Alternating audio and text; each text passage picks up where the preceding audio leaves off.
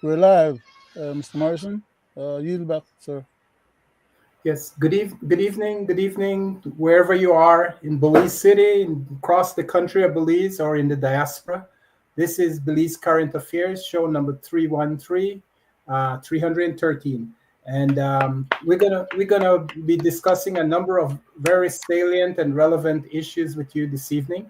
But first, we want to just have a word of prayer as usual, and we'll have Mr. Brackett, and then we'll have Mr. Wade do a reading for us. So, Mr. Brackett, please.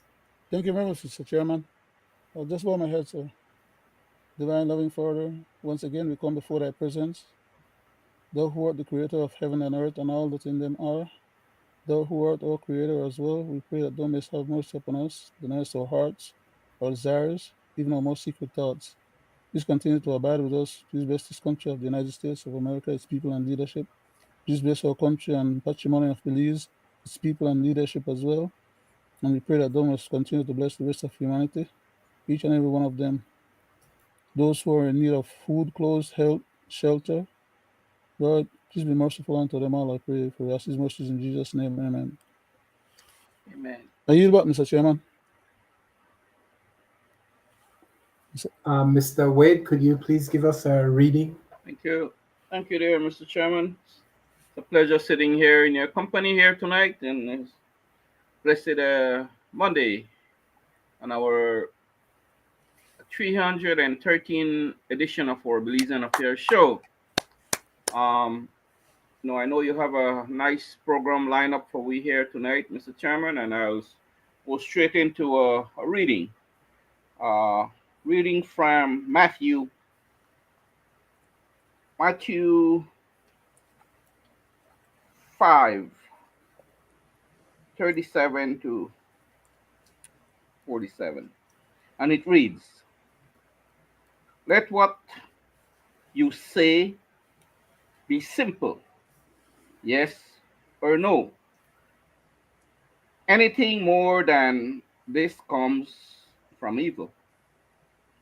You have heard that it is said, an eye for an eye, and a tooth for a tooth. What I say to you, do not resist the one who is evil. But if anyone slaps you on the right cheek, turn the other side also. And if anyone would sue you and take your tunic, let him have your cloak as well. And if anyone forces you to go 1 mile, go with him 2 miles. Give to the one who begs from you, and do not refuse the one who would borrow from you. You have heard that it was said, you shall love your neighbors and hate your enemies. But I say to you, love your enemies, bless those who curse you, do Amen. good to those who hate you, and pray for those who persecute you, so that you may be son of your Father who is in heaven. For he makes his sun rise on the evil and on the good, and sends rain to the just and The to unjust. the unjust. For if you love those who love you, what reward do you have? Do not even the tax collector do the same? And if you greet only your brothers, what more are you doing than others?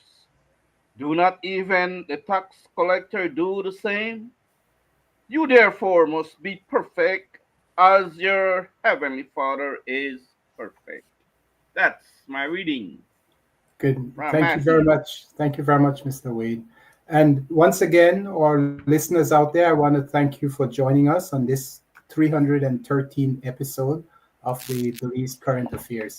Um, we, there's so many issues going on currently in Belize, but I chose just 5 of them to start looking at, and then we'll break into other things as the evening goes on based on some of the questions we'll entertain from you guys and so forth. So thank you very much for engaging with us, joining on. One of the things that really concerns me right now is the proposition that's being forward by some that they want to do. The government should consider the reacquisition of the BTL.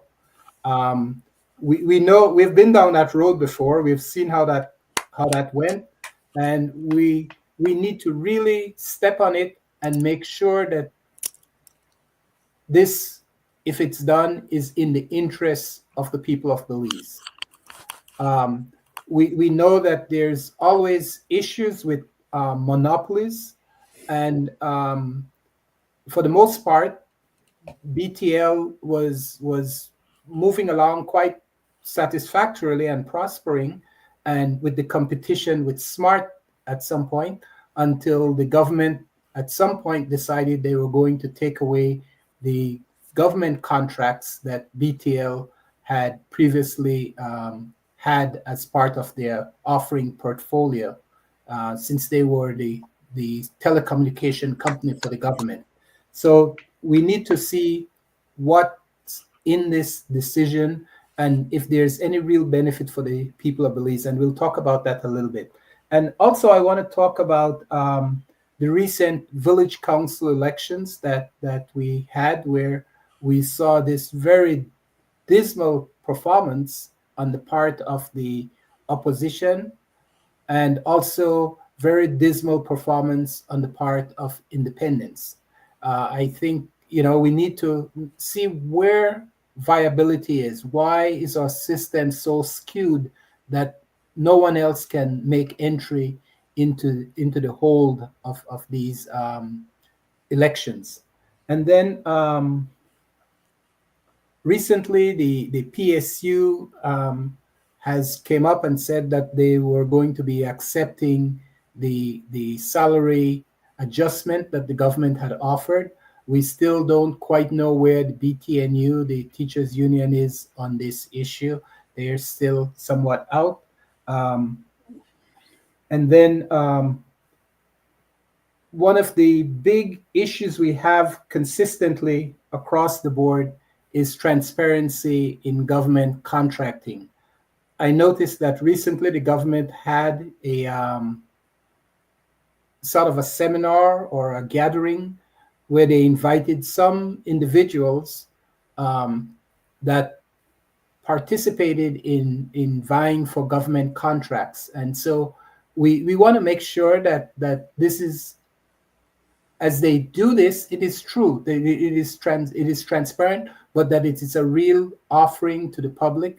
And then how do we hold them accountable on these issues? So, and also the other thing I noticed recently, they had one of the largest passing out parade for police recruitment and new police officers that were going to be put on the streets. And so we're always glad for that, because the crime situation is very rough in Belize at times. And I think they're raising the force to some 3,000 men and women strong. So those are some of the issues I want to kind of entertain this evening, and others as we move along in the evening. So thank you very much. And Mr. Brackett, do you want to comment on something? No, sir. I was going to go ahead and enter the discussion that we're going to have on the items that you were preparing. I don't think you're referring to the last part of the program yet, right? No. Oh, okay. I was just trying to make sure No. the No, I keys was just correct. saying, do you had any Yes, sir. comments? And then Yes, I sir. was going to ask Uh, Mr. Wade okay. also. Thank you very much. I do have a few comments. I'll attempt to at least address one of them right now, and that is that in regards to um, in regards to the uh, issue of the teachers settling, well, not the teachers, but PSU. the PSU settling. Uh, they they conveyed that they are willing to go along with a better situation that is offered to them currently than where they were before. And the teachers are still insisting, apparently, that why they asked for the 8.5% is because they thought that they were so far behind, having lost their 10% earnings from way back in the earlier part of the previous administration, Yeah, yeah. and they I feel like think it they're, was during the COVID, right? yeah. But the point though is that they feel like they need to be made whole. The government, according to the government, when they said that they wanted to take that 10%, they didn't say that they were taking it for this length of time, but to put those people in such a ban for such a long period of time. So the bottom line is that the government needs to adjust those people's salary, bring them into some status where at least they can recover that 10% that they had lost, and then maybe at some point recover their additional increments that they should have had from then till now that has not been done adequately either, and you know uh, help them. Those people suffer just like everybody else during the COVID, and they need to be made whole. The government cannot be running around talking craziness that there have always been not private hiring. There have always been like extra hiring of personnel in the government with contracts, bloated contracts, and then they turn around and say no that uh, they hired this gentleman to help the CEO.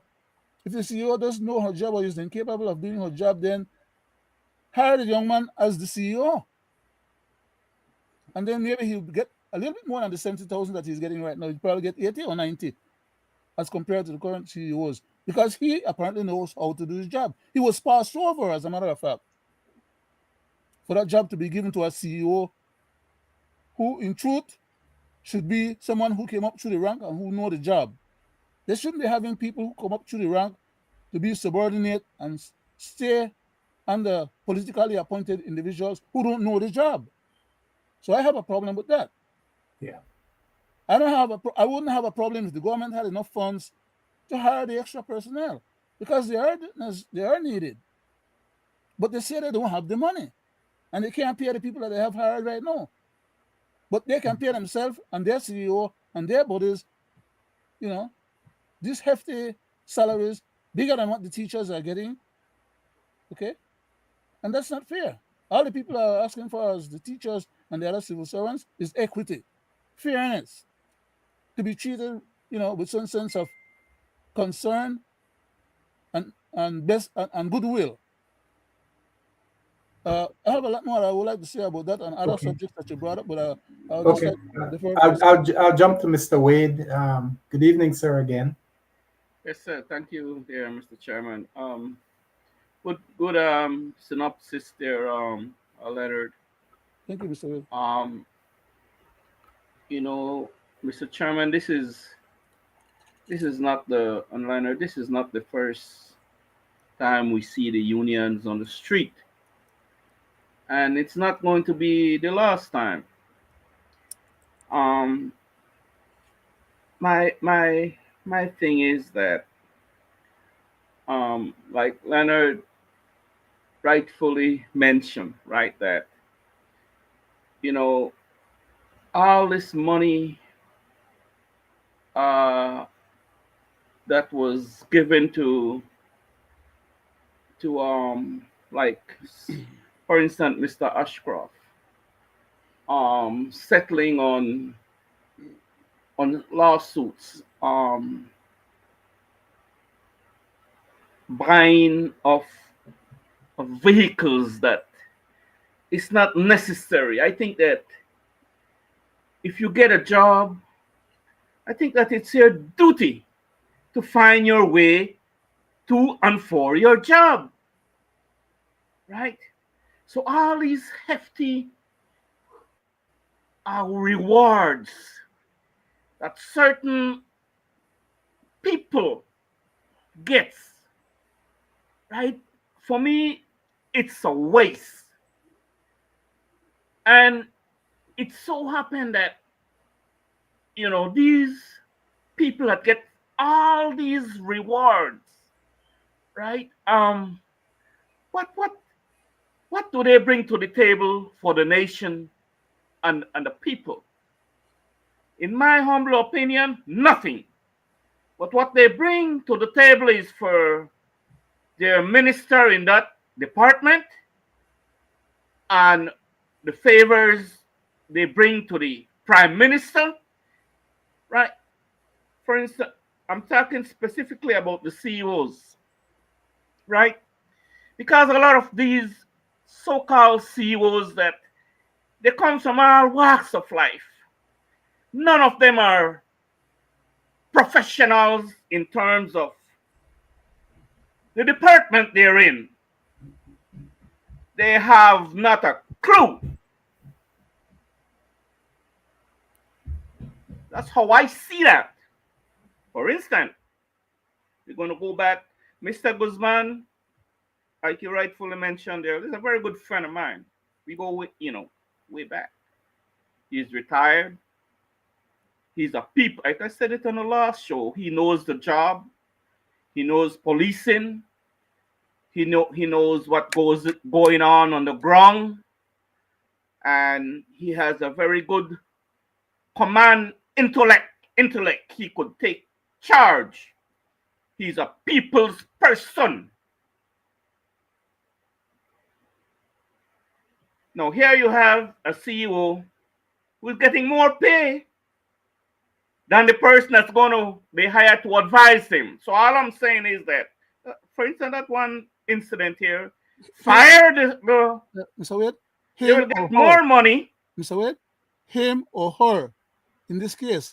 Him, Because I him think it's or a her. her. Her. I think it's a her in this case. Right? I'm sorry. Let's stick to the word CEO, Uh-huh. whether a him or a her or. But anyway, I'm talking the way I feel and the way I see it and the way I think that it's the right way. For instance, that one individual there, my humble opinion, they should fire that person and put Mr. Guzman as the CEO. That's money that will be saved to pay the teachers. And I could go down the line, but I will not go there. That needs to go. No productivity for the nation nor the people.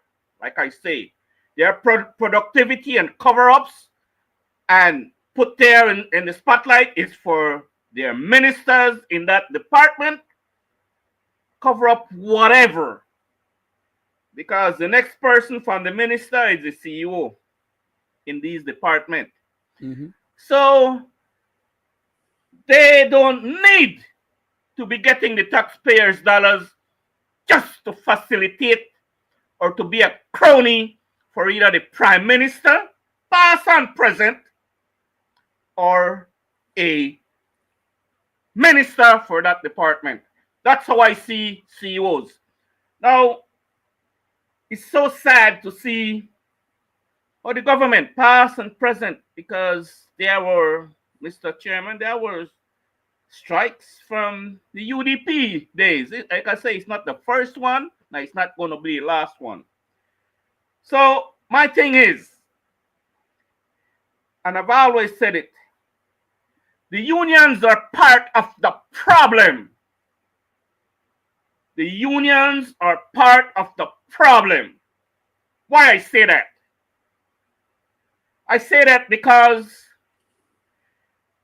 if the last strike would have been from the heart and want to do right by their membership and right by the people and nation, not do right for themselves, but do right the right way.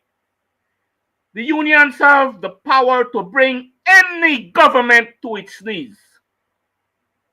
Right? But what they do, that thing they call, that they're doing right now, negotiating. Very, very this is a criminal act, in my personal view. Criminal act in a sense that what they're doing is criminal for their followers and the nation. Because they do not go there and negotiate in the best interest of the people and nation. No, that's how I see it. They go there, these heads go there to do negotiation in their own best interest. Then they come to their followers with a bunch of baloney, right? So it's so sad to see what goes on in this country in terms of the unions, right? And like I say, and I'll say no more, Mr. Chairman, the unions are part of the problem, the everyday problem of government. That's my take on that. And I have 101 reasons why I say that, but it'll take a lot of time, and I would point them out one by one by one, based on what I know, what I see. Back Thank to you, you. Mr. Chairman. You have Mr. Gregory there in the back, Mr. Chairman. Yes, good evening. Good evening. Thank you very much, Mr. Wade. Good evening, Mr. Gregory Brackett. Good evening, Mr. Chairman. It's always a pleasure sitting virtually with you guys on the platform. Good night to you, the people at home and abroad. Thanking you for tuning in to this 313th episode of Belizean Affairs. I go back to you, Mr. Chairman. Yes. Mr. Yeah. Chairman, Yes, sir. Please. may I make a additional comment to what Mr. Wade had stipulated just now? Yes. Please go ahead. Please go ahead. Okay. He stipulated that the unions have been and currently consist as part of the problem. And I would like to back him up by stipulating some additional input to that perspective.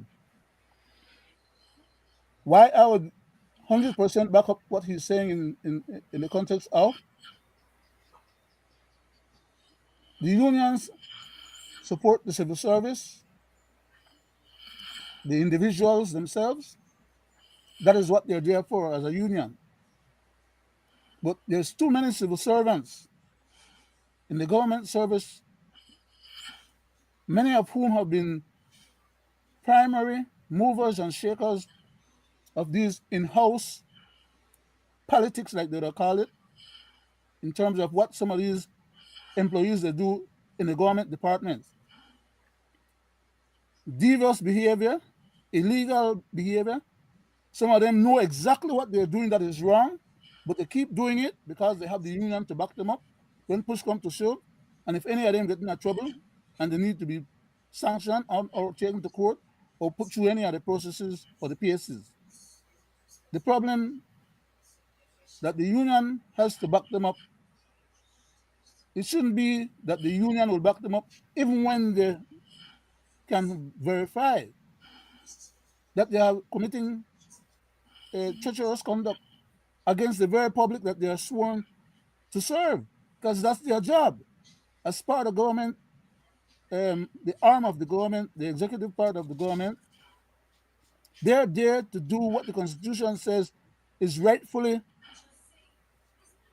policies or execute policies of state that accrues to the benefit and well-being of the general public who comes to this state to have those policies exercised on their behalf. But instead, some of these employees, and I'm not going to say just the higher up one them either, because they have the higher up one, what they do, they recruit some of the junior ones them and cover for them as well. So that if the junior ones they get into trouble, the higher up ones are not the ones that actually get put out to the pasture. Okay, so a lot of games being played out. The point is that the union are so strong in our country that many a times even the government doesn't want to get into bad situation with them, because of course some of the same ministers then get some of these employees to do hanky-panky for them, and therefore the minister can't call those employees on the carpet. Okay, so they let it slide, and they let it slide, and the more they let it slide, the more entrenched some of those conduct or behavior become in the country. such to the point now where we are rivaling Mexico, Honduras, Guatemala, and other countries to see whose department and which individuals can get more morida out of the general public when they come for public services. It is called public services because the public are entitled to it. But if you don't pay or push one of these something at somebody's hand, they don't help you with the documents. And even if you bring in the documents then well taken care of, like the long time ago, you could go to the different public service offices and they would explain to you how to fill out a document. They would assist you. They would render what you call services to you. What they do now is not services, is that they collect the regular employee payroll salaries regularly, and then they hustle on the side for the same service that they're being paid for to do their job from the people at the door,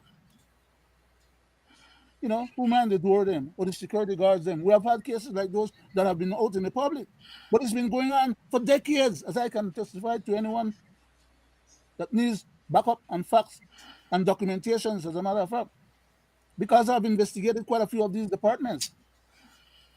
But I don't want to go that far. I'm just saying the backup what Mr. Wade was saying, he's justified in making a statement that the unions as a collective, because I know everybody in a union, okay, when we make that sentence or that statement, it's not everybody in the union or every single individual in the government service, okay, that behaves like that.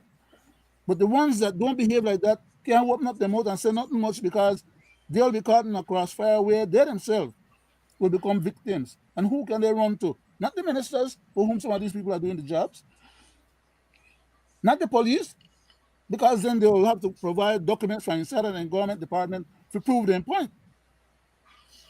And by doing that, the government could accuse them and then legitimately prosecute them for taking government evidence out of government control to provide for their own defense. So they are defenseless. That is, if they could find the lawyers or find the money to pay the lawyers, they will help them defend themselves. So, Mr. Wade, you said a big mouthful, and you had said that there's so much more to it. I'm saying a little bit, and I'm not going to be able to say all of it. Mr. Chairman, Okay. I will agree to disagree. Rotten to the core. I will stand 100% with the union, and I will tell you why. Please go The ahead. unions are not the ones who is selling their votes. I didn't say that. I didn't go Past and present governments win elections through the purchasing of votes. And I'm not afraid to say that. Okay? No, let me tell you why I'm saying what I'm saying. We are living in a different time than yesteryears when unions were backed by civil servants. That when there was a strike or is a strike, government workers will also walk out in support of the union. We will not see that today, and I will specify why. Because from the buying of the votes, some of these same electors are hired by the government in this designer system that is designed to keep the low-class people in poverty. Mm-hmm. And when they hire them, and we have situation with union as we have, civil servants will not jump the rank and go out there with the unions, because who are they employed by? The government. So I will not go that road. And I could say it even bigger than that. Before COVID, these same unions, teachers, was taking their money for these kids in school, buying lunch, helping with books, etc. And now you find they're fighting for what they think is right, and you have a majority of parents that is against them. whose kids has genuinely achieved from them, instead of the parents taking their kids out of the classroom and standing up in the fight with the teachers. So I disagree. I agree to disagree, because the unions can never be strong in what they're doing, especially when past and present government is in the act of union busting. We have gone to technology wise now to use for union busting in the form of commercial. So when we talk about that, we must know what we're saying, because I think the unions have done an awesome job within their little fight to make sure that not only civil servants and them, but even the basic employees get a pay raise. So I will back them 100%. Back to you, Mr. Chairman. Thank you very much. I do want to say that I hear what you're saying, Mr. Brackett, but I do have some agreement that the unions are not doing enough in terms of addressing the broad spectrum of corruption. They focus themselves on their individual needs and not in total the national objective, because we had the recent situation where the unions made some show. Just this was just before the election on March 12th. They made some show when the issue that was brought up about the land purchase in Belmopan for the hospitals. The union expressed some concerns about it, that why is government buying land when they could get this land from the university campus and not spend $6.9 million. But But, then but it seems, again, Mr. Chairman, not to cut you short, and I understand where you are coming from, and my 100% will still be there, and I will tell you why. Because we have an opposition who was so busy fighting around themselves, between themselves. You have never heard them during redistricting, during all these things that are happening. They are silent with everything that is happening. We never heard them when the Queen Head came off the money. We still not hearing them with this PCC Act. They are silent. I go back to you, sir. I, I, Uh, oh, sorry. just to continue echoing on what I was saying, the unions, I believe, have a deeper responsibility because they represent such an organized force, and to make sure that when they are addressing issues, it's holistic. Not because when the government takes money that could have been used in a more appropriate use, that's $6.9 million, or yeah, $9.6 million, I think. That money could have been used to address some of the concerns they have. But because they failed to follow through on that, they let that slide with what seemed at the time some type of campaign promises that they were going to be getting their raise. Mm-hmm. And then later on, the government reneged on it, and then Exactly. they jumped up and become a big concern and go on strike. But you have to follow the whole process through. You have to address corruption at every level. You have to address those mismanagement of resources and funds at every level so that the money for their raise will be there at the end of the day. And so that was my concern about where the union, or particularly the I think it was both the PSU and the BTNU that made those errors in terms of just falling apart at that very critical point where they could have made a difference. So back to you, Mr. Brackett. To me, sir? Oh, Yes, sir. Greg. Okay, Yes. thank you. Um, I did want to elaborate a little further, if you permit me, on what I stated earlier compared to what Greg was stating. That is that what he was talking about and what I was talking about were both correct. I give him 100% the point that he was trying to articulate. Mhm, But mhm.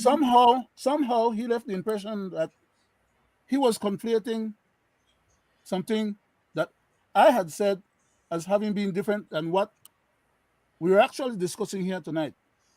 And what points and what issues can be mutually accepted and be valid. Because what I spoke to, he could not refute and did not not refute. He could not rebut Refute. and did not rebut.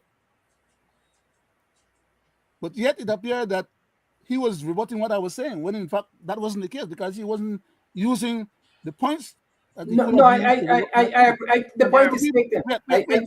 Mr. Chairman, I give me a think chance. both points was valid, and I don't think there was any conflict. I think what I was pointing out We're that doing, Mr. Chairman, we're doing yes, a show for the benefit of the general public, some of whom are at our levels and probably above our levels, and many of whom, or the majority of whom, are not at our levels in terms of awareness or knowledge or you know. So when we are doing this show, we got to be sensitized to the reality that we're talking to the general public out there, a wide spectrum of people, some who would get it and some who won't. So my point to Mr. Brackett, Greg, is that the point that you brought up were very valid point, and 100%, I'm in 100% agreeing with it. But it did not counter what I had put out there. In other words, I would have liked for you to counter what I had put out there by saying or bringing some evidence contrary to what I was stipulating, to validate that maybe what I was saying didn't have the merits that I was intimating. So we got to be careful. Our job here is not for our own selves; it is for the general public, and we have to be looking out for the masses at the bottom of the barrel at the end of the day. yeah. Thank you very Thank much, you. Mr. Thank Brackett. you. Mr. Mr. Wade. Chairman, give me a minute there. For clarity, I I I am not against the union, right?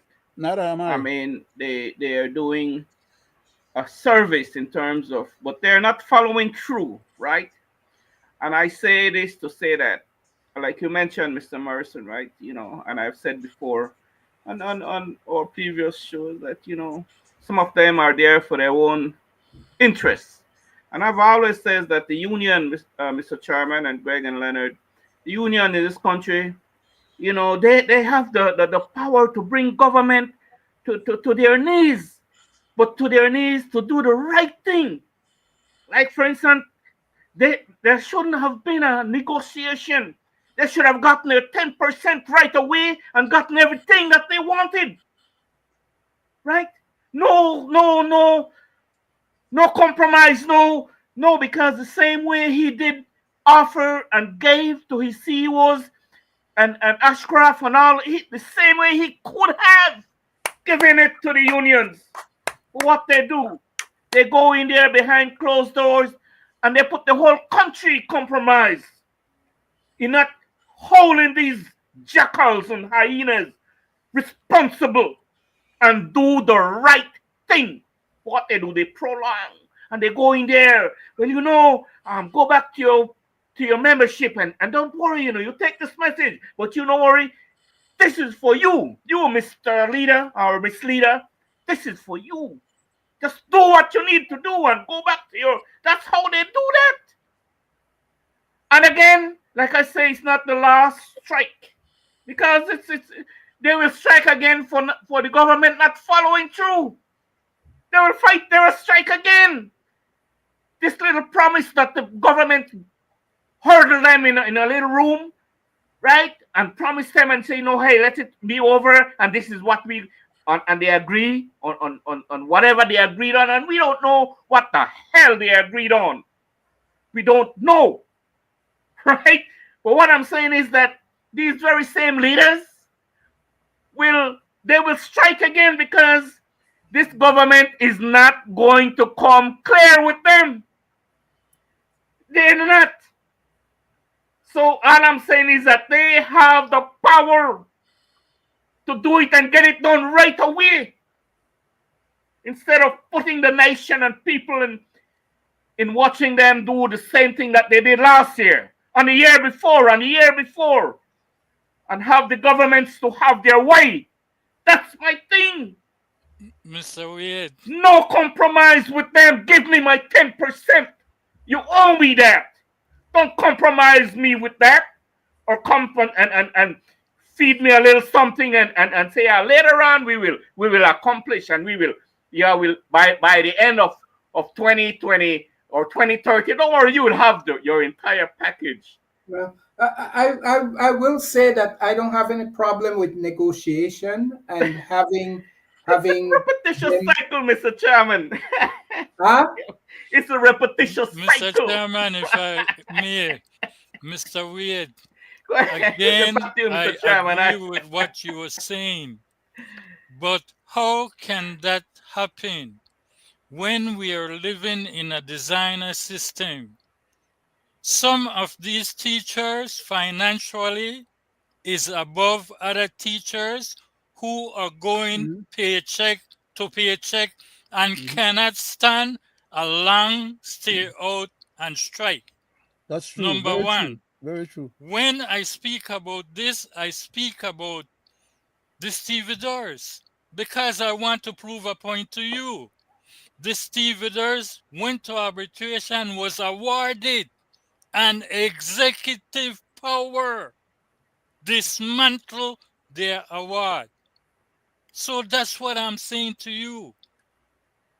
And it goes beyond that because you fight and you fight and you know what will happen. It will be a constant struggle of denial while the designer system is working for some and it's not working for others. Just as we see the draconian laws that they are passing, now they want to come with the 13th Amendment that will be hinder us to who? Black people. Make no mistake, because that is what they are constantly after. When they did the Common Assault Bill, who was it pointed at? Black people. Now they are coming with this. Who is it pointed at? And I could go before you even get to this. Let's not forget the state of emergency, where in it, signed by the Deputy Prime Minister, in that it had written in black and white, nobody that get arrested under that state of emergency could not go to the court. We sat up here along with Miss Pitts, attorney at law, and we discussed it, how they were stopping these young men from judicial review. Now you see what is happening, and I want to point out to what the chairman says. Because we don't have UNCAC, but legalized corruption is alive and living well. We Stand. have a government who is willing to violate our constitution to make sure he discriminates against outsiders and black people. When that is not working, he wants to come with a new bail bond and design it in a way, because people is talking about this 13th Amendment, that if you miss one day in court, you can get 7 years, which is more than even you might just have a misdemeanor assault. You might have a bicycle ticket and you don't show up to court, and you know what? You can get 7 years. So what is that? And all Well, this is because, Mr. Chairman, all this is because the young man took them for court constitutionally under the state of emergency that was legal, and he was awarded $300,000. They don't want to appeal it and go down the procedure because they will lose. We all know they will lose. So the intention is to change the law, draconianism, and make it retroactive so nobody else could sue. And even if they hold you now, you cannot go before a judge. How gross Negro-minded and unconstitutional.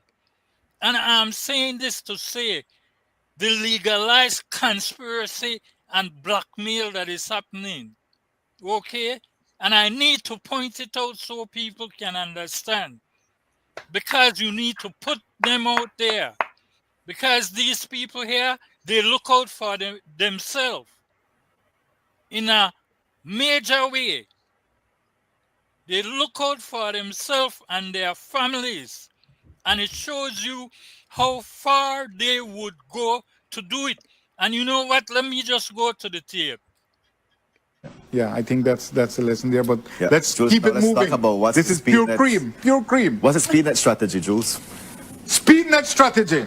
Let us be clear. SpeedNet is bringing one action against the government of Belize that we know, or they're seeking constitutional judicial review of the government's decision to engage in certain contracts with BTL. Right, for Wi-Fi in schools. They say they weren't invited to offer these services. It wasn't put out to tender for them, and that's illegal under FARA. There's another one being threatened or being looked at with the Ministry of Home Affairs, right? And what's curious about it is that obviously the principal person we know, I know him as the founder of SMART, Jaime Briceño. Things have changed since then. The Briceños are now the minority owners, 20%, and their business partner is Michael Ashcroft or the Ashcroft Alliance. The Ashcroft Alliance owns 80%. So what is behind this strategy? Yeah. Why are they bringing these lawsuits against the government of Belize? I believe, based on the history of such things, that this is a pressure strategy, a campaign to force the government to say, you know what, we got a lawsuit to come from SMART, they better we just buy it. This was I saw a similar strategy with the port of Belize. When the alliance, I believe, triggered the government, pressured the government. They pressured the government, buy this port. Otherwise, I will make your life into a living, litigious hell. Yeah. I believe that is the same strategy being employed here.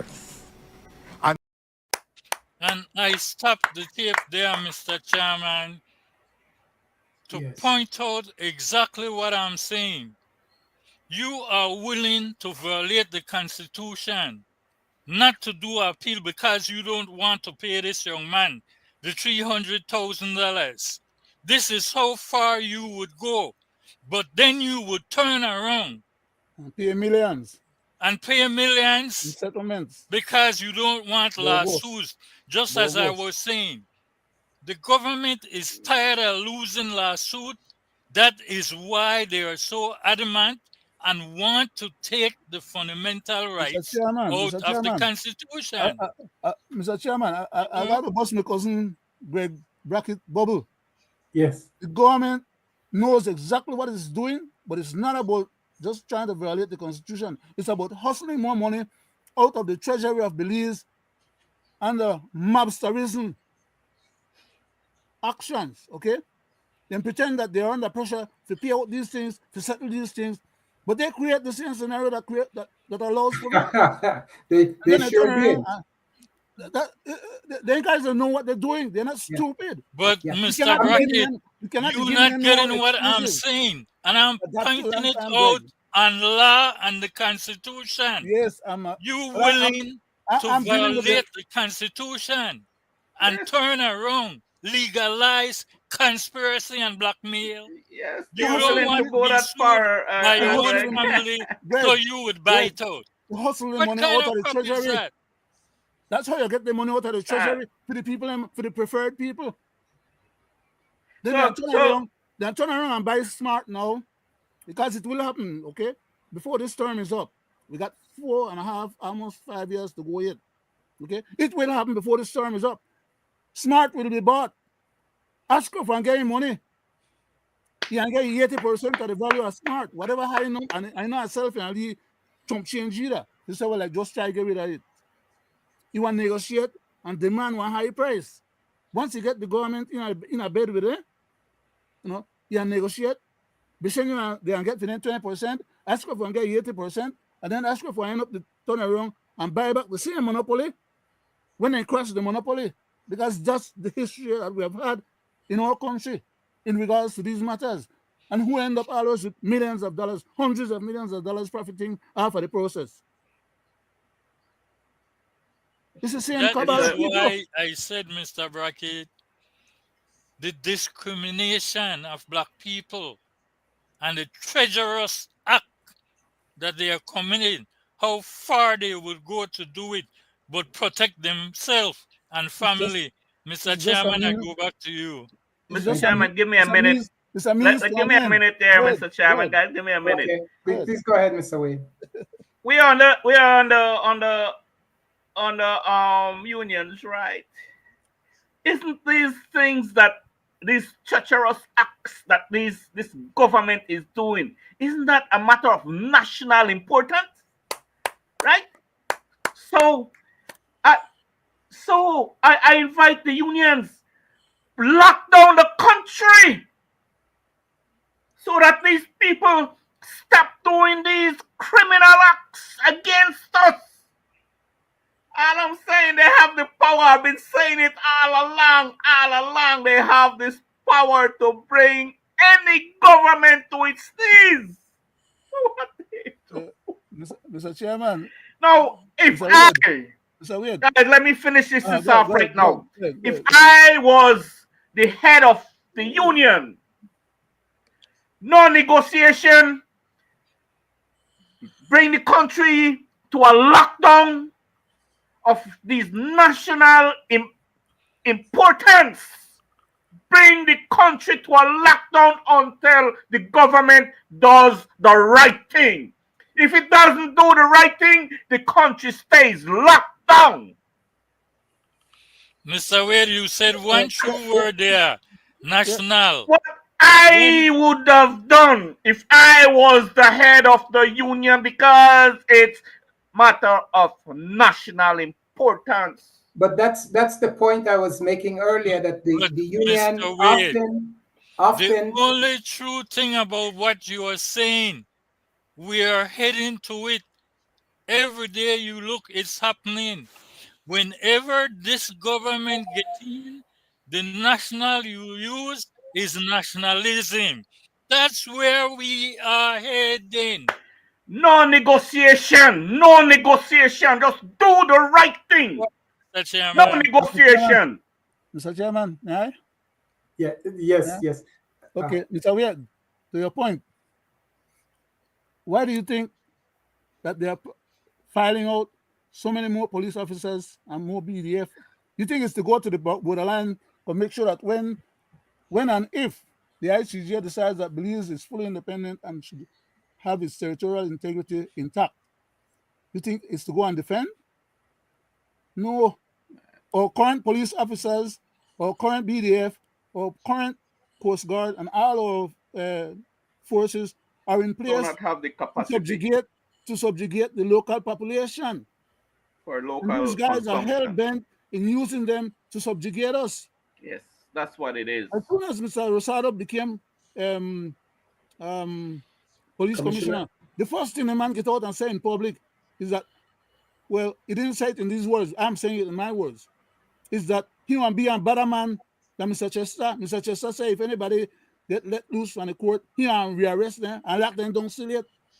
Mr. Rosado, they go one step further. He is advising his boss, of course his boss, another Mr. Musa, like when Mr. Musa and Mr. The previous commissioner may clarify to the public in their joint meeting, right? In the Prime Minister Ibas. No, either. The Governor General. The Governor General. Okay? That's a special office. The police commissioner's responsibility comes under the Governor General's purview. Technically. Not just technically. Legally, Come on, nah, legally and technically, administrative. the, What did Mr. the Young answer to the Mr. commissioner of police answer to Brisenio and Musa. That's who he answered to. That's Mr. he Black had said. Man? He had said. That's the Shouldn't, way. That's He the had way. said shouldn't, Britannia. but He Yeah, said that's Britannia. the way it's being portrayed. I see that's the Both way of them, it is. no. Both of them got up and explained the facts. For example, when you have the pass out and the Governor General go and check on them guys and thing, it's just a matter of formality. Amen to that. Okay, A matter but of I'm formality. saying, when Mr. Musa was asked, "Isn't he the boss of Mr. Chester?" He said no. And Chester, Worse. What you would have said?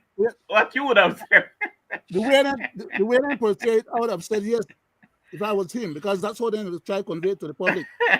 That the Minister of Home Gentlemen, Affairs, that the Minister of Home Affairs is actually responsible and for controlling the commissioner.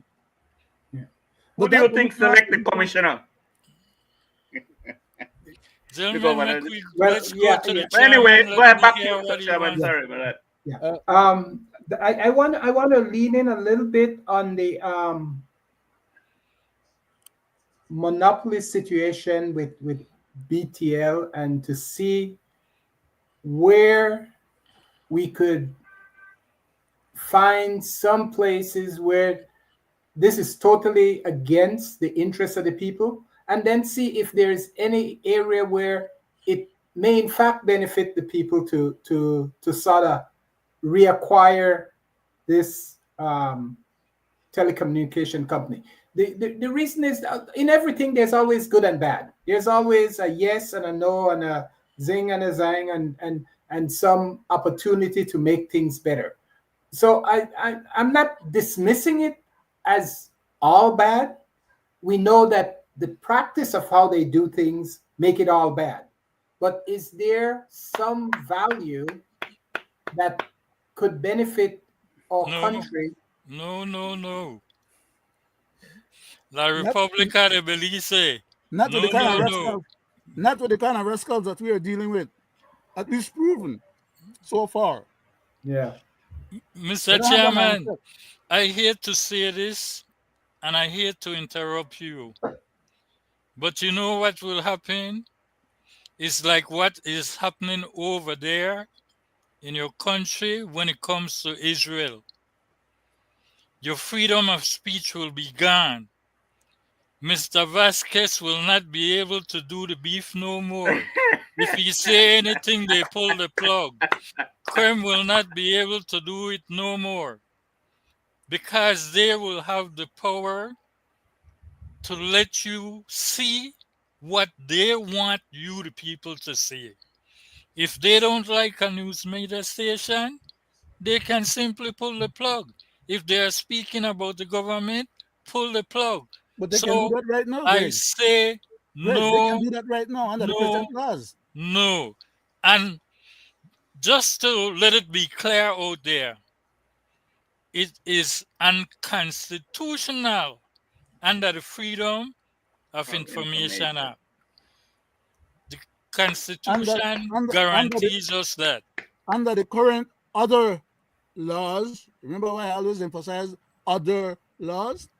Under the current other laws that are made by the legislature and the size that are made by the Ministry of whatever. Anyhow, the bottom line is that currently they can shut down just about any station that violates certain broadcasting principles that they have instituted. It's on the book, I'm telling you. They can do that right now. But It's illegal. It's unconstitutional. You and I may know that. But these jackals hide behind the purse of the of central government and our treasury, and they bastardize our laws and do a whole lot of stuff that they know they're not supposed to be Mr. doing. Brackett, let me bust your bubble. Go ahead. This is the fallout when they didn't want certain news media to show certain things. You remember when they tried to take away some of our rights from the new station. They went to the Now house. you see They where went to it's the going. house. They went to the This is house. exactly There where you it's go. going. They went to the There house you go. and There then you passed go. Go ahead, and then Mr. passed original Chairman. laws. Then passed new Thank laws. you. Back to you, Mr. Chairman. Thank you very much. About What BTR what again. what do you guys think about where we stand in terms of storm preparedness, Mm. and what could be done to make things better for the country and to make sure that we don't suffer this devastating loss each time we get a storm. I mean, we spend a lot of money on infrastructure, and it seems like every time there's a storm, it gets destroyed, and we're starting back from close to ground zero again, or state zero in terms of rebuilding. Um, Mr. Chairman, I would be the first to tell you here on Belizean Affairs, we have been calling that out. Mr. Way has been calling that out, asking when they will build new shelters. Stop using the phony baloney shelters. Mr. Chairman, Belize just went through a little tropical storm, and we have residents and people up in the northern district, Corozal and Orange Walk, yes. where a needed state of emergency should have been called, that have not been called, but yet is used to fight crime and not used where it is most Needed. needed Mm. to help the Belizean people. So when we speak about infrastructure, when it comes to this weather, I haven't even heard if Nemo went up there.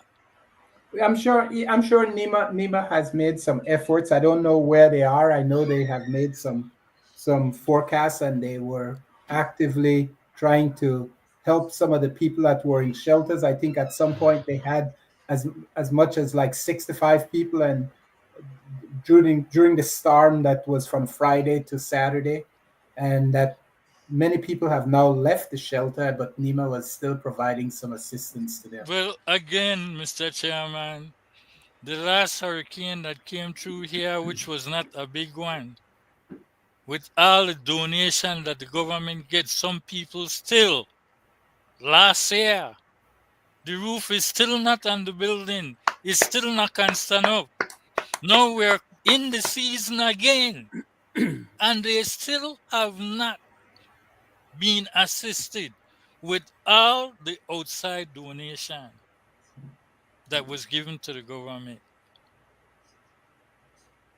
And to add salt to that, the present government classified the BPOs as essential service.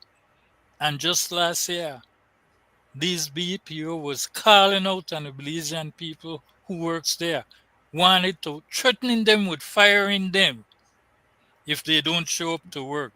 And I want to know who within the government classify the BPOs as essential service. I'm asking a question of which I can answer already, because there's only one somebody out there in this government. Whenever they talk or speak about job creation, the first thing come to mouth is the BPOs, and I don't have to call no name. I go back to you, sir. Miss- Mr. Chairman, Yes. on that, permit me, on that issue of, you know, the what goes on during a storm and after the storm. In this country, not like other part of the world, June to November, from the time I was a little boy, hurricane season, June to November, June to November, June to November, right? And as Greg rightfully says, not one proper hurricane shelter. For those Belizeans at home, or for those abroad too, they know that I'm not talking something foreign.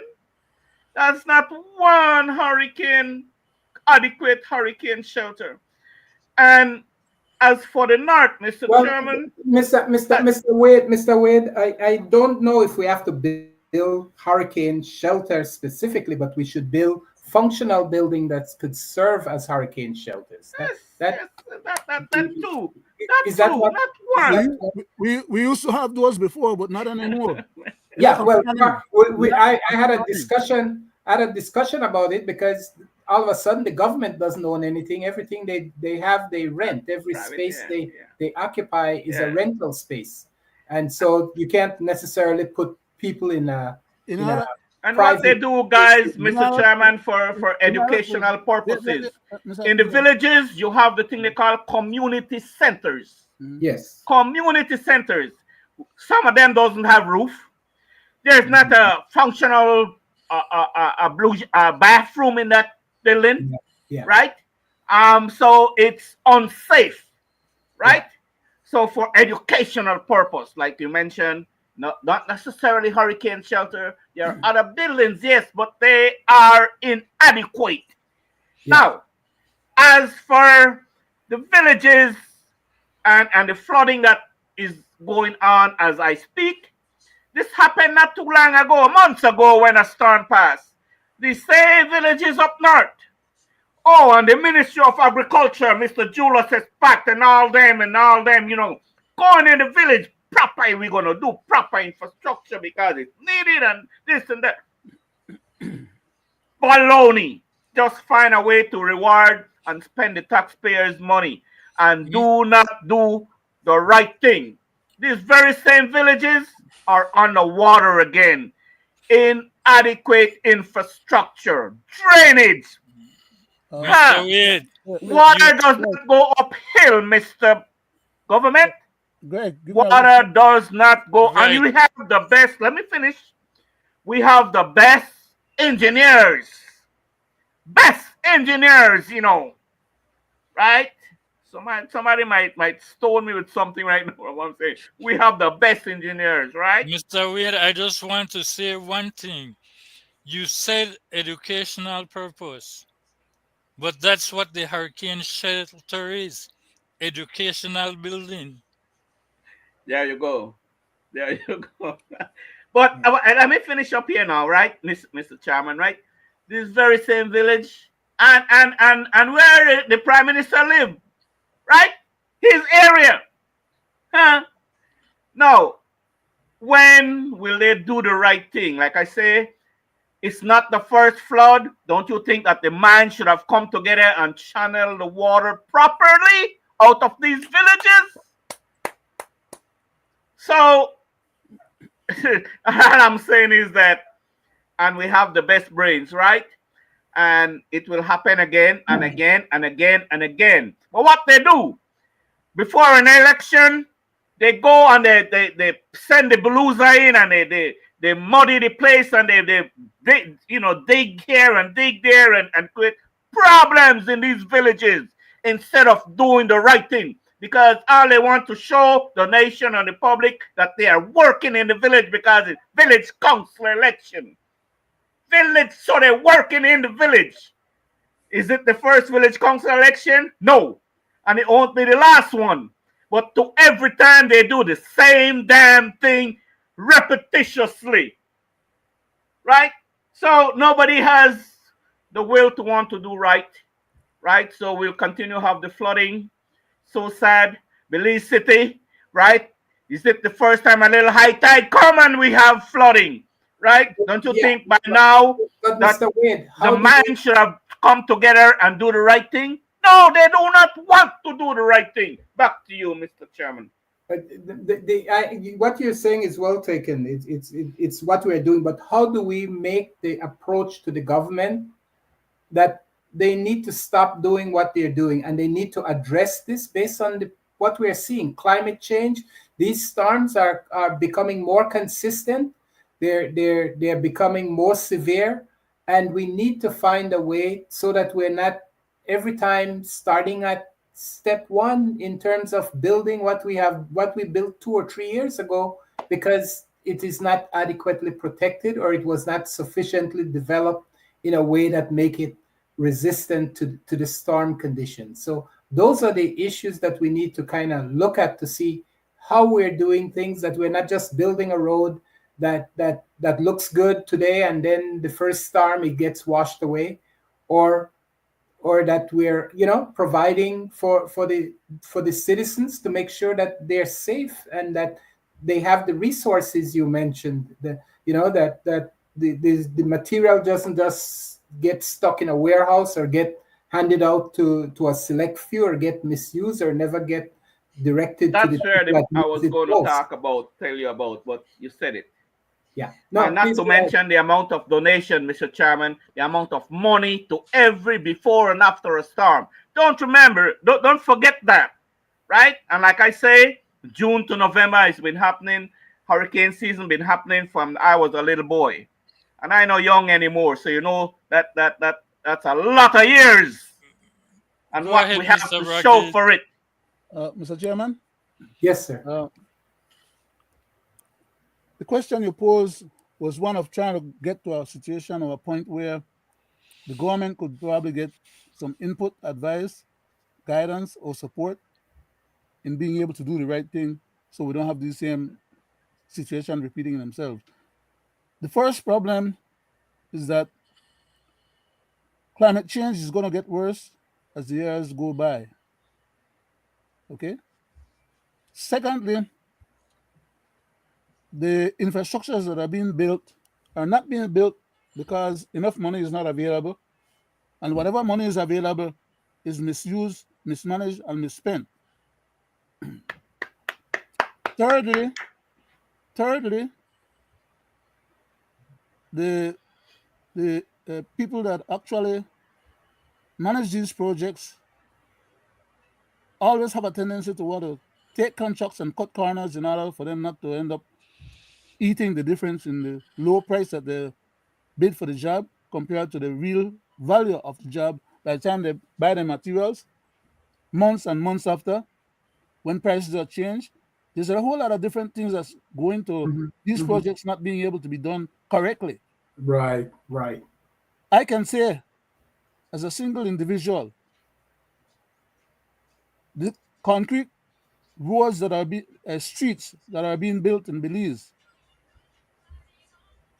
and have been built in Belize all came out of a project that I initiated in 2007 and gave to the UDP government when I came in 2008 for the elevation of Belize City, building of a seawall 1,000 feet out from Barron Bliss all the way around the whole perimeter of the city. I gave them the design. I gave them the areas that they would be able to develop and sell for commercial purposes and be able to raise funds. I gave them where all the money would be coming from, where the money would be going to. And I gave them what you call demographic analysis, economic analysis, feasibility analysis, structural analysis, climatic analysis. I gave them, I literally gave them for free something that it would have cost them a few $100,000. When I asked them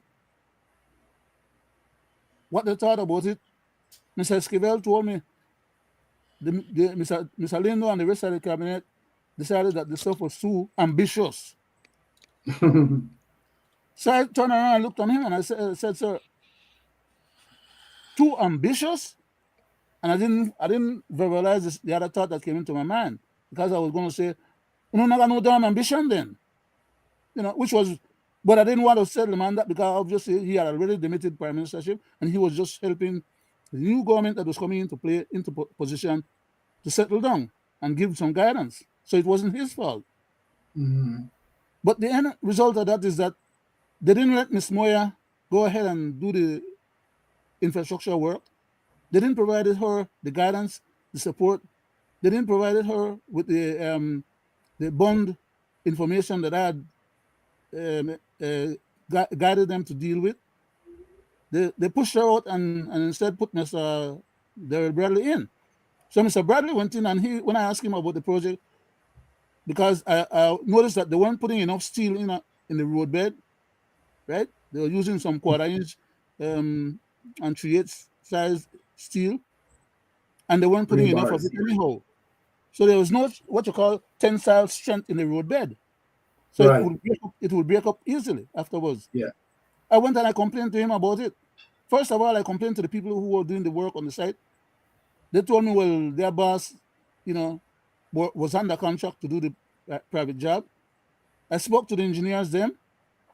They said, well, they can't put no extra steel in it because they only could put in what the bid allow for. And that's the way they have bidded the job. I went and complained to Mr. Darrell. He said, okay, well, they only did $25 million worth of bonds, and the government only sponsored them for $25 million, and they never have enough budget to do the thing the way I was telling them that they needed to do it. They didn't put no culverts the streets then when they raise, so that the streets are higher than the people in the yard. So, The water can come out of the people in the yard. I got and I complained to them about it. So what I'm saying though, or why I say what I'm saying is that these people, it's not because they don't know what needs to be done. It's because they don't take advice kindly, even when it is free. I spent tens of thousands of dollars, and I had the assistance of many of my engineer buddies them here in the United States to put the whole of that package together for those people, thinking that I'm helping my country to move itself forward. And my objective was for them to be able to raise enough funds to pay off the super bond. Instead, and the walls, and still now I fix the walls then. So now we're dealing with the matter after the fact. There was no planning or implementation of good plan or advice. We're dealing with the outcome of negligence. And if the money was not being misappropriated or misused, they would still have additional money to do more work. Are you about, Mr. Chairman? Thank you very much. Well, Mr. Wade, you had any points you No, wanted go ahead, to make? Mr. Chairman. Go ahead, Mr. Chairman. Okay.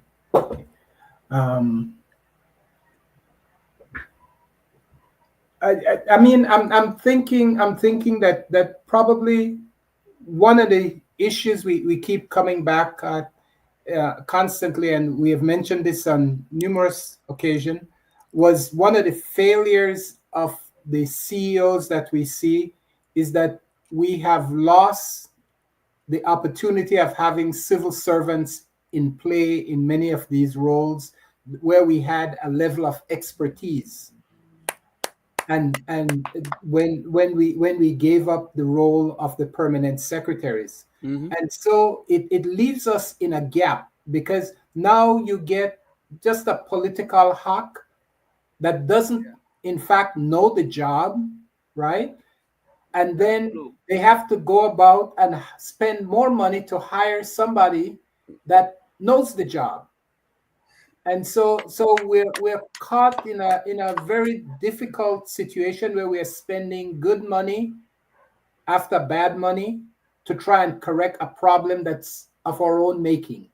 And like you had mentioned, Mr. Wade, if this person is not qualified, then they shouldn't be in that position.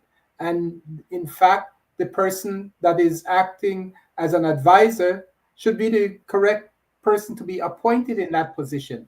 But we see these kind of fumbling and this type of mismanagement that comes back and costs the country and the people. And not only does it cost you the salaries, but it costs you the effect that the job that's being done is being done incorrectly.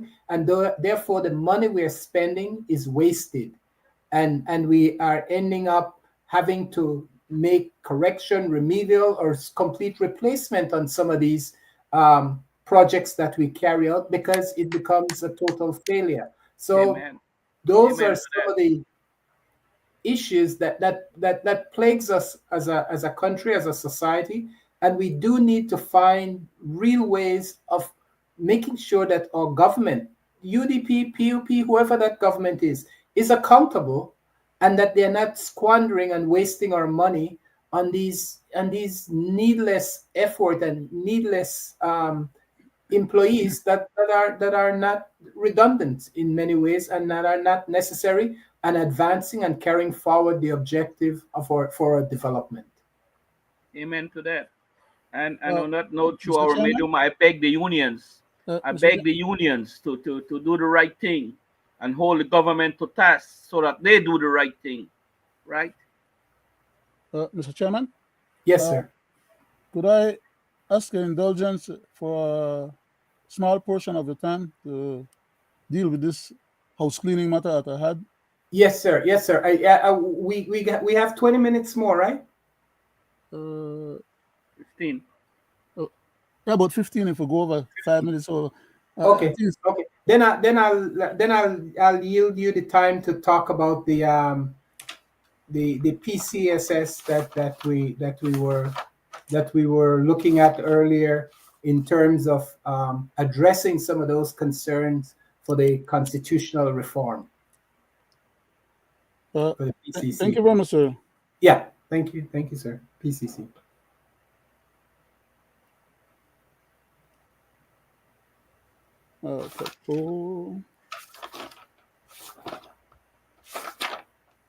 Okay. We have been dealing with some of these recommendations that were made, and of course, we have to bear in mind, and I keep having to remind the public as we discuss them, that this is only what the recommendation that the PCC Commission has made to the Prime Minister. The Prime Minister is yet to deal with these matters in Cabinet and decide whether or not they're going to forward these exact items the way they are to the Assembly or to the House of Representatives for them to vote on and to try and bring into law. Even though they have not gone to the public and done what the Constitution requires of them to do, which is to have a plebiscite, to have a referendum, in order for the people to have their say. They should not be making these things into law before going to the people with it. Because after they make it into law and then they take it to the people, if they're going to do it backwards, it means then that the people won't have the ability to be able to reverse the law that they had put in place. In other words, they are doing it backwards. But that's not even my point. My point is that they should not be tampering with our Constitution in the first place, because our Constitution has gotten us this far, and they're the ones that are disobeying the Constitution and not following the constitutional prescription. Why? Because they have their hidden agenda to grab power onto themselves. And that's the whole agenda behind this process. They're not telling the people that. They're trying to sleepwalk us into it. And at the end of the day, they'll take that same very power, excess power, if they are able to grab a hold of it, and do the same thing that they're currently doing with the present powers.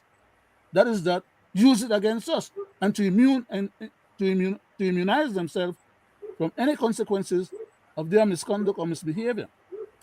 So I'll just proceed to read recommendation. Okay, no, not that one. Okay.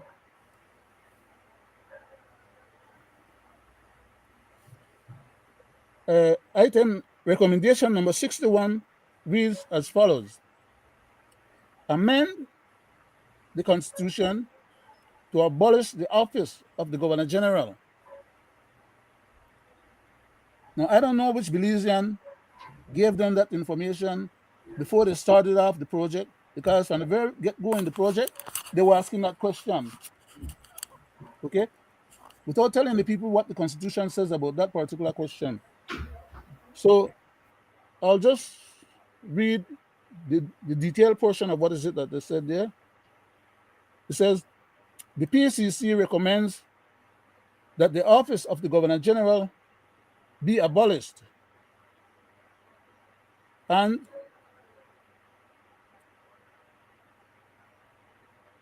be abolished by removing Part 4 of the Constitution of Belize. Now, I'll read Part 4 of the Constitution of Belize for you, so you can get an idea of what is it that that troubles them, why they started this whole undertaking in the very first instance. But before I read part 4, I'll read part 4 starts at section 36 of the Constitution of Belize, okay? I want to read one section above that, section 35. Well, let me enlarge it a little bit. Okay, section 35. Let me see. Okay, reads as follows. The Prime Minister shall keep the Governor General fully informed concerning the general conduct of the governance of the government of Belize, and shall furnish the Governor General with such information as he or she, the Governor General being, may require or may request with respect to any particular matter relating to the government of Belize. Okay, so now I'm going to read what is it that they're trying to strike out, which comes under part 5, the executive. The executive authority of Belize is vested in His Majesty. That is section 36 of the Constitution of Belize, subsection 1. Subsection 2 reads as follows. Subject to the provision of this Constitution, the executive authority of Belize may,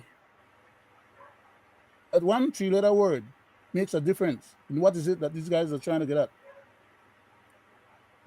Subject to the provision of this Constitution, meaning the one we have in place right now, the executive authority of Belize may be exercised on behalf of His Majesty by the Governor General, either directly or through officers subordinate to him or her, the Governor General. Who are those officers subordinate to the Governor General? Who goes to get ascension after they win elections? The Prime Minister, the other ministers, and other cabinet entities, right? Such as the cabinet secretaries and blah blah blah blah. We'll get into those at some future time because we're running out of time tonight, and I'm just begging the indulgence of the chairman of the program for tonight to let me deal with one or two of these items. Subsection 3 of section 36 reads as follows. Nothing in this section shall prevent the National Assembly from conferring functions on persons or authorities other than the Governor General. Okay? In other words, the Governor General sits above the executive, to which the Governor General authorizes the Prime Minister and the Minister and the Cabinet Ministers then the power of governance. Okay?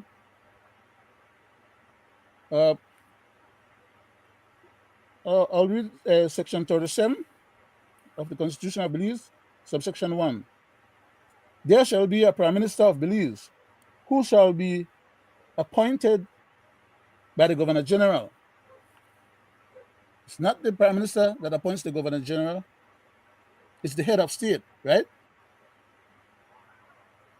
So they want to become their own head of state so they don't have to go to a Governor General to have any checks and balances on their conduct.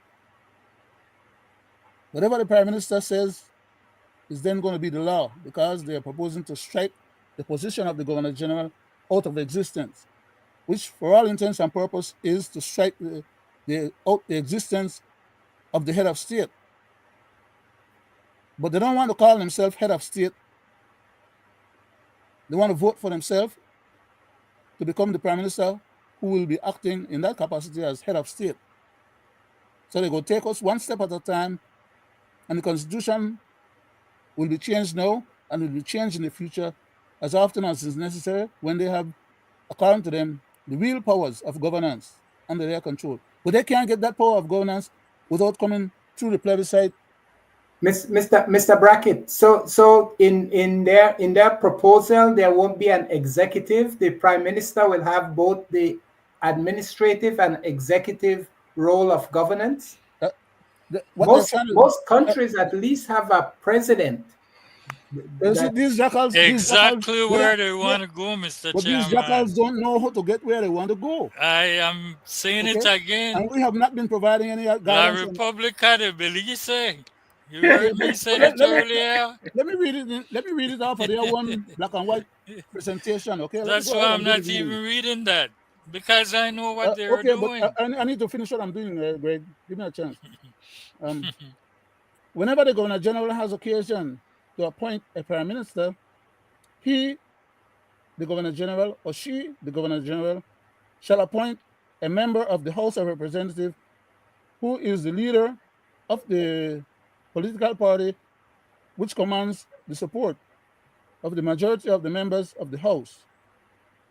And if no political party has an overall majority, then he or she, as Governor General, shall appoint a member of that House who appears to him or her as the Governor General to be likely to command the support of the majority of the members of that House. In other words, the House always remain permanent, but there are different cycles of groups of people who command majorities therein, depending on the results of the election. Provided that no person shall be appointed as a Prime Minister who has previously held the office of the Prime Minister for 3 parliamentary terms, either consecutively or in aggregate. I hope most people understand what that part means, right? That is that you can serve as Prime Minister once and you lose the following time, and then you go back and win again and serve and second term, and then you go back and lose again, and then you go and serve and win again, and then you come back and, 3 times. It can be 3 times, 2 in a row, or 3 or 1 after, 1 in and out, 1 in and out, 1 in and out, until you get to 3. But the maximum term you can serve is 3, which is like what happened in the case of Mr. Barrow now that he termed out, right? But that didn't mean that because he was terming out, he had to be as negligent as he turned out to be at the end of his term and leaving his party in the dastardly situation. But that's another discussion for a different night. The purpose of the expression of parliamentary term shall mean the period commencing on the date of the first sitting of the National Assembly after a general election and expiration of the date of the next ensuing dissolution of the National Assembly. Section 3 reads as follows. Subsection 3 reads as follows. If occasion arises for making an appointment to the office of Prime Minister while the National Assembly is dissolved, then notwithstanding the provisions of Section 2 above of this section, a person who was a member of the House of Representatives immediately before, that is some other cabinet member or some other member of the House, before the dissolution was made, may be appointed as Prime Minister by the Governor General. So you see all the powers that the Governor General still have, rather than just a figurehead. The Governor General shall remove the Prime Minister from office if a resolution of no confidence in the Governor General is passed by the House of Representatives, and the Prime Minister does not, within 7 days, either resigns from his office or advise the Governor General to dissolve the National Assembly. The office of the Prime Minister shall also become vacant under certain circumstances, such as paragraph A, B, C, D. You can A, B, C, and C. I'm completing there. I'm sorry. And then you also have section 6, which is the last part of that section. In exercise of the powers conferred to him or her by this section, that is, the Governor General shall act in his own deliberate judgment. I hope everybody understand that last Yes, very 4 words. good. His own deliberate judgment, not the judgment of anybody, of the Prime Minister, or of the Secretary to the Cabinet, such as the Deputy Governor General, who is one and the same, Mr. Leslie. Okay, but having read that part of the Constitution itself, I'll defer for the rest of that currently, because I want to read a little part of what they have. Just a second, let me go back to the presentation that was given to the Prime Minister. Okay. Let me just put this crossway here. And I'll be finishing up in another minute or so because we're over time and I need to go back to the chairman for his closing. Okay. Recommendation number 62. Repeal and replace Part 4 with the establishment of the Constitution, Office of the Constitution. I think that's a big subject, and I don't think I should double into that right now because it's too big. We don't have enough time to Yeah, entertain it. yeah. So I'll go back to you, We Mr. just Chairman. have 4 minutes more. Yes, sir. No. I'll go back to you, sir. I yield back. Thank you very much for giving me the privilege to present that little part just now. Okay. Well, thank you very much. I'll just give you guys a couple minutes to wrap up any points you wanted to conclude. I'll start with you, Mr. Wade. Thank you, Mr. Chairman. It's a pleasure, guys, sitting with you guys virtually. Thank you, Greg, for sitting with you, and Leonard, thank you for sitting with you here tonight. You're welcome, sir. And to those who are tuning and watching us, thanks. To our viewers, both at home and abroad, thanks. And I hope that today's discussion, shed some light of what's really going on in real time, and hope that you take away something from our show tonight. On that note, I want to pass it back over to the chairman because time is of an essence. Thank you very Mr. much. Chairman, Mr. Brackett, please. I would like to say, for my closing, you asked some quality question as far as shelters for hurricane season, and I want to say this. We would have been in a better position if the present government didn't take $11 million to build floodgates and use the money to build 11 million. the shorelines. We could have taken that money and built seawalls all around the shorelines. You made some comments, and I want to say this. We are dealing with a government who has spent not one penny of the Belizean taxpayers' dollar in fire trucks outside of hurricane season. That goes to a fire and can't even spare water. That whenever they need a truck, their hand is out, it gets donated. We're dealing with a government who speak about healthcare and these major hospitals they intend to build. And we don't have one ambulance from our taxpayers' money to take the people to the hospital. In fact, you have people died for a measly $20 that they couldn't pay an ambulance to go to the hospital. And that's the closing I want to leave with you. Thank you very much. Mr. Brackett, I'll give you a minute since you were last there to just. Can I take that minute just to read another little part of something here quickly? Okay, sir. Recommendation number 62. Repeal and replace Part 4 with the establishment of an office of the Constitution. Now, this office of the Constitution will take over the powers from the Governor General because it's her office that has been abolished. And this office is going to be staffed with 5 members. Well, they're going to have other staff, but they'll have 5. Let me read it. There shall be an office of the Constitution which shall be comprised of 5 members, all of whom shall be named, no, all of whom shall be natural born Belizeans and be of 35 years or older at the time of appointment.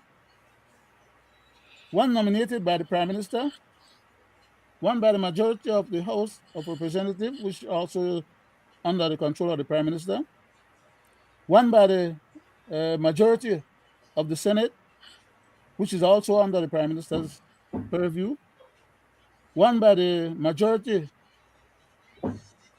of magistrates and judges, and 1 by the majority of the elected leaders of government, representatives who form the city councils and town boards. That is to say, whoever gets the majority, which is currently the PUP, they will also determine village councils and alcaldes. And you know the alcaldes won't have any decision making in terms of who gets appointed because they don't have enough power. You know the village council won't have enough power. You know the city councils won't have enough power. So you know that power is also going to be vested, as we have seen in the last village council elections and town board elections and city council elections, all under the PUP control except for Kayo. So who's Well, going to one of the things, all 5 persons are proposed to be appointed by the Prime Minister, by the way. That's where I'm trying to get with the whole of this. yeah, and it seems to me that at least in appointing that, you'd want someone from the opposition to have had some input, no matter who the opposition is at the end of the day. We're turning into a young Cuba. Yeah. That's the intention. Fidel, modern Fidel, will appoint who he wants, and he will run the system, and whatever comes out of his head going to be the law for the day. Yeah. The law could change from one day to the next. Whatever comes out of Fidel's head, or for all intents and purposes, I mean, let's exaggerate. Yeah. We're dealing with a new Pharaoh. Yeah. Thank you, Mr. Chairman. You start by taking off the Queen head off the money. Then you come with the PCC. Then you start to bash the Constitution. Yeah. That's where we at. Thank you very much, gentlemen. And I just want to point out to our listening audience out there is that we present this program to you so that you may start analyzing and recognizing the state of our country and where our involvement is necessary to bring it back on track. It seems like the train have left the tracks, and so we need to. The man says, "Stay on track, Mr. Chairman. Stay on track. Stay on track." So you're 100% that the train has left the track. Yes. So our presentation is so that you will start asking these necessary questions, so that whoever our government is, whether it is blue or red or independents or whoever it is, maybe green or yellow, we are informed and that we know how to ask the relevant questions that will make sure that our needs and our democracy is served and protected. So thank you all this evening for joining us on this 313th program of the Belize Current Affairs. Thank you, Mr. Chairman. I do the closing. I just want to say to the general public, we are not anti-government, but as electors, when our government do good, we will call them out for the good. When they do bad, we should be able to call them out also. Because this is why we are here, to educate the public and Belizean affair. With that said, I would like to say... Greg, hold on. How long do we have to hold our breath in order to get the good or be able to speak about the good that the government is doing, because right now, you know, with the Bastion and they say, well, we're anti-government. We're not. We're just pro-Belize and pro our country. That's all. Well, we just have to ask Eastwood about that, the good, the bad, and the ugly, and call it for what it is. But with that said, I'd like to say good night. We want everybody. We want everybody. Give me some of your everybody. Give me some of that cassava. We want everybody. We want everybody.